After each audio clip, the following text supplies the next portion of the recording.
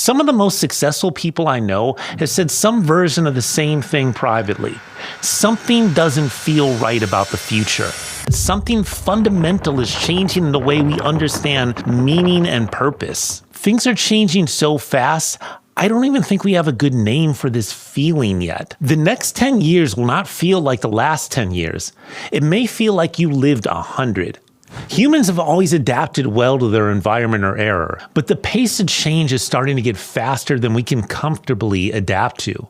And no one knows if these changes will end up being amazing or something less than that. And I think that's what makes this feeling so strange. Humans have always worried about the future and about change. That part's nothing new. For a quick recap of change in the modern age, think about this.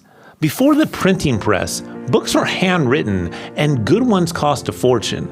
The printing press led to the scientific revolution and the Renaissance. It let everyday people gain access to ideas and share them. Then the Industrial Revolution shifted us from a world powered by muscle and wood to one of machines and fossil fuels. People migrated from rural farms to cities, social structures shifted, the middle class rose, and within a couple generations, the world felt very different. If we survived huge changes before, why does this moment feel different? One reason is that things we used to place in the far-off future are happening now. Alan Turing proposed what became known as the Turing test, often called the imitation game. If you can have a conversation with a machine and can't reliably tell whether it's a person or not, the machine is effectively passed as a human. People debate whether we are fully there yet, but the bigger point is this. We've crossed into an era where, in real conversation, a lot of people can't reliably tell. And we adjusted to that shockingly fast, like just another day. Yeah, it was a pretty boring day. I was in a driverless taxi having a long conversation with the computer. The car stopped suddenly because a robot delivery bot was crossing the street to bring somebody tacos. That conversation would have sounded like sci-fi 10 years ago.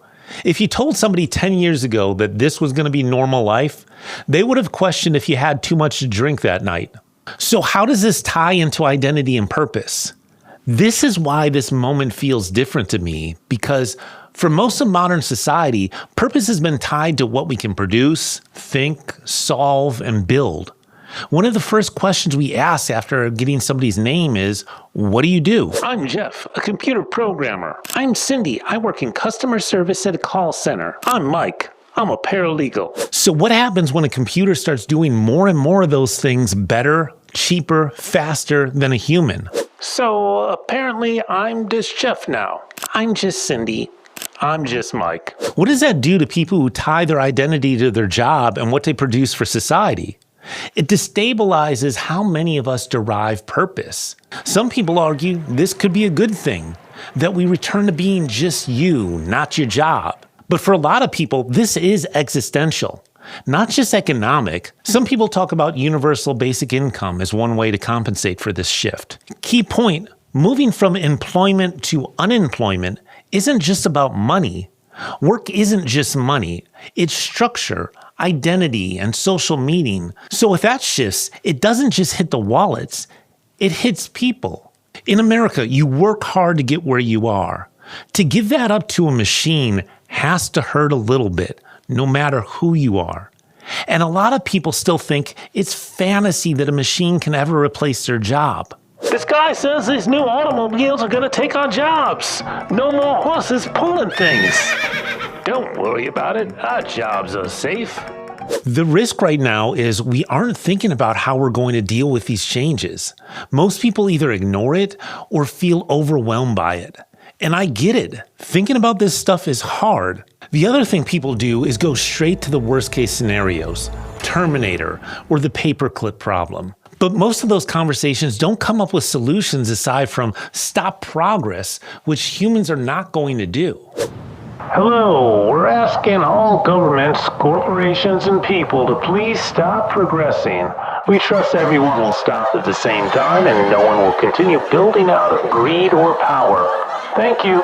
The real risk is not planning to rapidly reevaluate what matters, what systems need change, and what old ways might need to be given up in order to create a better future. For hundreds of years, our identities have been tied to work and what you produce.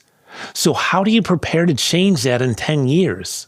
We cover the opportunity of this moment, how change shaped us in the past, why this period feels different, how it hits identity and purpose, and the risk involved. I've seen a lot of channels promising answers. I don't think the answer we need right now is certainty. I think it's awareness. This may be one of the most fascinating times to be alive, but it's also unsettling. We don't have to know every next step, but it might be a good idea to admit this moment matters. What you can do? Ask yourself questions like, what do I want my purpose to be?